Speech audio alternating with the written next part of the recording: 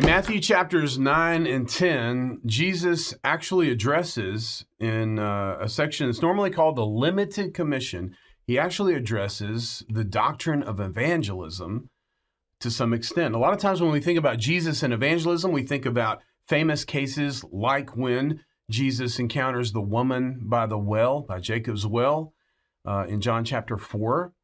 But in this particular section, we find Jesus encountering a group of people and then sending his own disciples out to minister to people in evangelism. And so when you look at Matthew chapter 9, beginning in verse 35, it says, Jesus then went about all the cities and villages, teaching in their synagogues, preaching the gospel of the kingdom, and healing every sickness and every disease among the people. What's interesting about this is nearly verbatim the very same message that was communicated in chapter 4, verse 23, right before he preaches the Sermon on the Mount. And in the following chapters, we're going to see another section of teaching.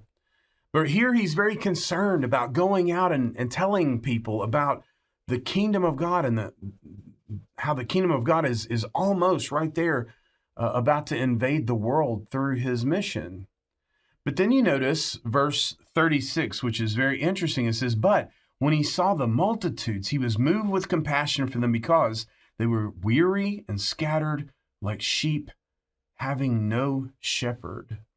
And the word here for the compassion of Jesus is splachnizomai, which has to do with, that feeling sometimes you have when you have butterflies in your stomach or your stomach is churning due to nerves. That was the Greeks. That was their word for that sort of feeling. Jesus is moved with that sort of feeling for the multitudes because they did not have a shepherd who was guiding them. They didn't have a king. Oftentimes in the Old Testament, the kings of Israel were referred to as shepherds. And here, the leadership is not helping the people. In fact, all of Israel is under the iron fist of Roman occupation. And so he has compassion on them. They have no direction, no leadership. And so in verse 37, it says, then he said to his disciples, the harvest truly is plentiful, but the laborers are few. Therefore pray the Lord of the harvest to send out laborers into his harvest. And what follows is a commission by Jesus as he sends these disciples out. And he gives them instructions on how to accomplish what needs to be done. If you look in chapter 10, the first few verses, it has a familiar list of Jesus' disciples. Here, for the only time in Matthew, they're called apostles, kind of ahead of time before they actually become apostles in the book of Acts. But there's this, I think, intentional selection of 12 by Jesus. 12 was a number that would have been familiar to those who knew their Old Testament because that was the number of the 12 tribes of Israel.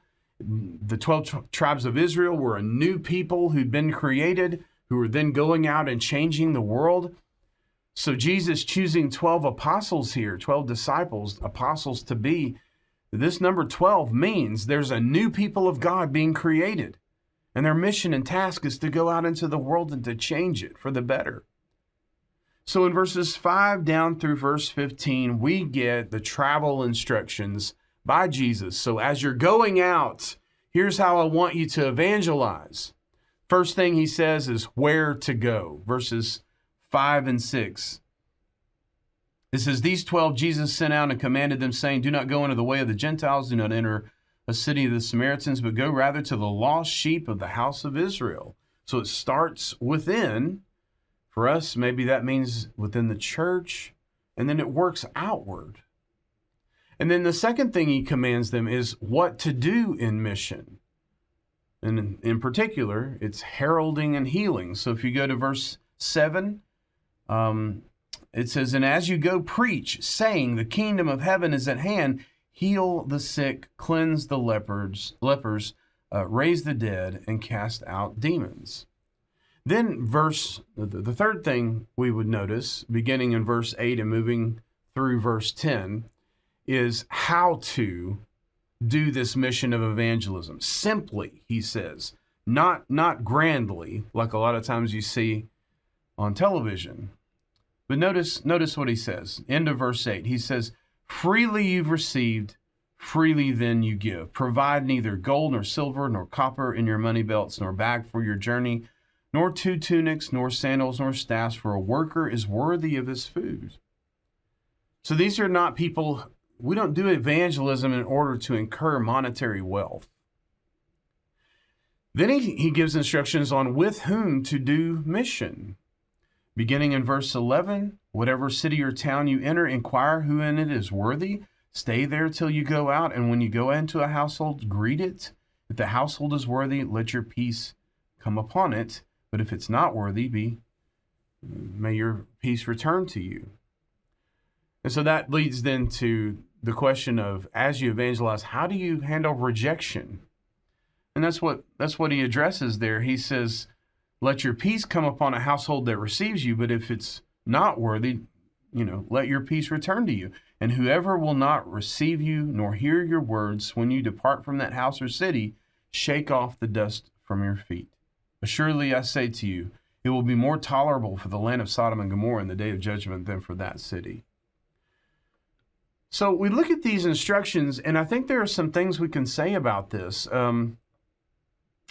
Jesus is pretty particular here about seeking out within your inner circle first before moving outward to strangers. And he gives instructions about your motivation on why you're evangelizing and what you should be preaching about, the kingdom of God, and how you should handle rejection. Just shake that off. Move on. There are people who are going to receive what you have to say. I think it's important for us to understand that as the people of God, our most important priority to God is to worship Him.